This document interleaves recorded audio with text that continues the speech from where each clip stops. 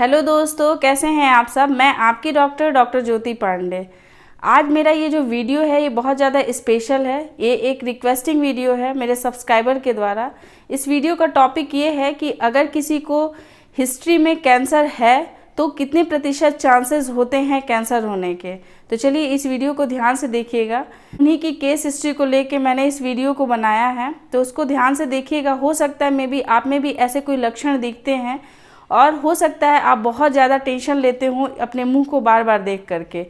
तो इस वीडियो में सबसे पहले ये है कि वो जो पेशेंट हैं अपने मुंह के जो लक्षण हैं उसको देख करके बहुत ज़्यादा टेंशन में रहते हैं। उनके मुंह में हमेशा ड्राइनेस जो है वो बनी हुई रहती है। तो ड्राइनेस होने के कई सारे वजह हो सकते हैं। ऐसा हो सकता है कि आप पानी कम पीते हैं या शुरू से ही आपके मुँह में सलाइवेशन जो है वो जितनी होनी चाहिए उतनी नहीं होती है। तो अगर मुंह की ड्राइनेस को लेकर के अगर आप चिंतित हैं तो बिल्कुल भी आपको चिंतित होने की ज़रूरत नहीं है, क्योंकि सलाइवेशन के लिए एक आर्टिफिशियल सलाइवेशन भी यूज़ किया जाता है अगर मुंह की ड्राइनेस है तो। और नहीं तो विटामिन सी की जो गोलियां आती हैं 500 mg की, अगर उसको आप टॉफ़ी की तरह अगर आप उसको चूसते हैं, उसके बाद आप एक हैबिट बना लेते हैं कि ½ लीटर पानी आप पी लें उस समय पे, तो ऑटोमेटिकली आपकी जो मुंह की ड्राइनेस है वो धीरे धीरे ख़त्म होने लगती है। जिस तरीके से अगर आपके बॉडी में पानी है तो स्वेटिंग के माध्यम से वो निकलेगा ही, ऐसा हमारा नेचर हमारे बॉडी को बनाया है। सेम उसी तरीके से में पानी है प्रॉपर जितना होना चाहिए तो सलाइवेशन होगा। हाँ, किसी में कम होता है और किसी में ज़्यादा होता है। मुंह की ड्राइनेस को लेकर के आपको बिल्कुल भी ऐसा नहीं सोचना है कि कोई एक गंभीर सी बीमारी हो गई है। आप अपने फिजिशियन से मिल सकते हैं और अपने सलाइवेशन को बिल्कुल ठीक कर सकते हैं। नेक्स्ट उनका प्रॉब्लम ये था कि उन्हें ऐसा फील होता है कि उनके जो दांत हैं वो अपने साइज़ से बड़े हो गए हैं। तो साइज़ से बड़े कभी भी दांत हो नहीं सकते हैं, वो अपने सॉकेट में ही होते हैं। हाँ, ये ज़रूर हो सकता है कि उनके मसूड़े जो है वो घिस गए हों, कमज़ोर हो गए हों, जिसकी वजह से उनका जो शिफ्टिंग है वो नीचे की तरफ हो गया है और उनका जीभ जब अपने दांतों को टच करता है तो ये महसूस होता है कि पहले की अपेक्षा दांत जो है वो थोड़े बड़े हो गए हैं। तो दांत का बड़ा होना ये भी कोई एक मेजर प्रॉब्लम नहीं है। अगर आप डेंटिस्ट के पास जाते हैं तो आपकी जिंजाइवा को शिफ्ट करके उसके जो साइज है उसको नॉर्मल किया जा सकता है, या फिर उसमें कोई भी ऐसा मसाजर या पेस्ट या फिर अपने ब्रशिंग टेक्निक को आपको चेंज करवा करके थोड़े जो हैं वो जो नीचे जा चुके हैं, जिनमें रिसेशन हो चुका है, उसको भी ठीक किया जा सकता है। दांत के बड़े होने के लिए जिंजाइवल रिसेशन जो है वो एक गंभीर सा प्रॉब्लम है। इसी की वजह से ऐसा फील होता है कि जो दांत है वो बड़े हो गए हैं। लेकिन ये भी एक कोई बहुत ज़्यादा चिंतित होने वाली बात नहीं है।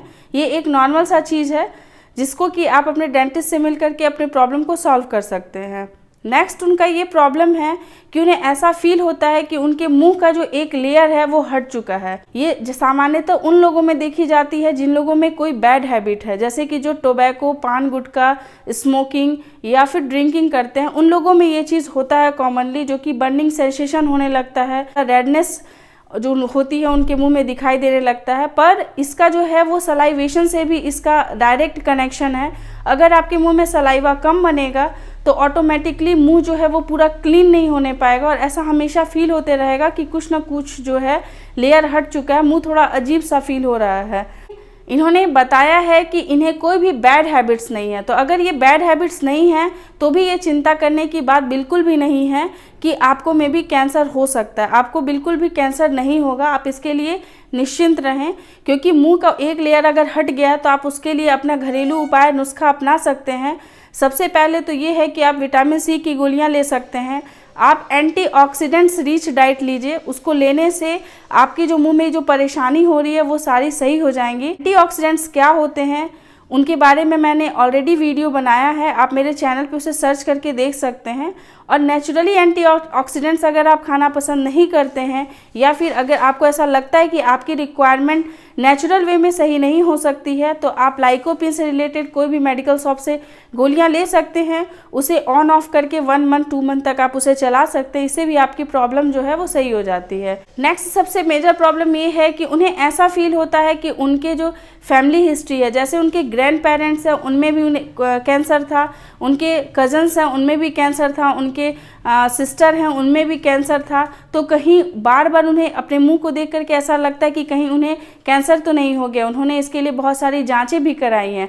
तो मेरी यही आपसे राय है कि कैंसर होने के लिए जेनेटिक फैक्टर एक रिस्क फैक्टर ज़रूर होता है, पर कभी भी सेल का म्यूटेशन जो होता है उसके लिए उसको प्रॉपर इन्वायरमेंट चाहिए होता है। अगर आपको बैड हैबिट्स नहीं है, इट मीन्स कि आप उस सेल को डेवलप होने के लिए कोई भी एटमॉस्फेयर नहीं दे रहे हैं जिससे कि सेल का म्यूटेशन हो और कैंसर हो, तो आपको बिल्कुल भी डरना नहीं है कि अगर फैमिली हिस्ट्री में कैंसर है तो आपको कैंसर होगा।